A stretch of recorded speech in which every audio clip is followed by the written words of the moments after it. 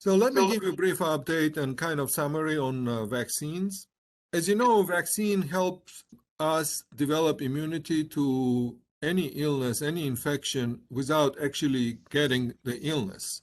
So in a way, when we vaccinate, we trick our immune system into thinking that we are experiencing illness. But this is a kind of a shortcut into being protected against illness without actually having that illness. And by giving vaccine, we train our immune system and getting ready for fight. You know, we don't send our soldiers to war without training them how to fight. It's the same thing here. You can use the same analogy.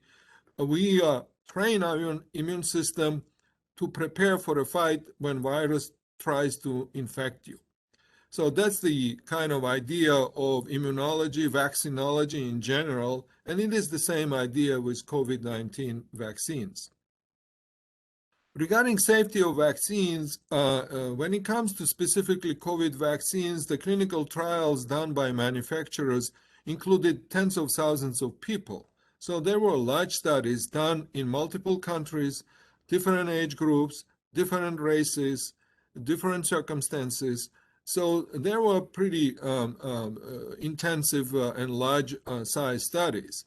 But even after the vaccine is already being administered to people, then there is a surveillance system set up. There is several different surveillance systems set up to watch for vaccine safety, analyze as data comes in. And because of such a safety systems, we know some possible side effects that can happen.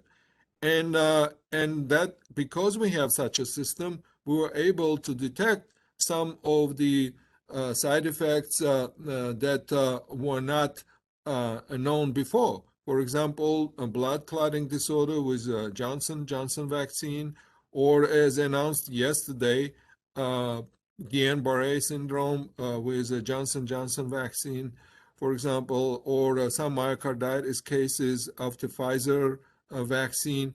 That's we know about them because we have the safety system in place. And I have to say, though, all vaccines, even though they right now have emergency use authorization and they are not so-called approved vaccines, they still go the same through the same testing process. Recently, I'm hearing this word that I wasn't hearing before, that this is an experimental vaccine.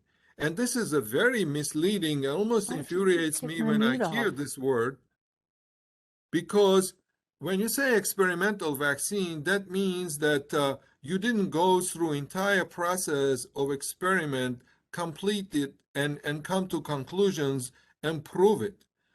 And it is not true at all, because emergency use authorization means to get it, you have to go through the same 3 phases of clinical trials to get emergency use authorization. It is the same 3 phases for emergency use authorization, same 3 phases for approved or a licensed vaccine. So somebody, when they're talking about, oh, I'm not going to get experimental vaccine, they were misled by people who have, I don't know, some kind of agenda to confuse people. This is not an experimental vaccine.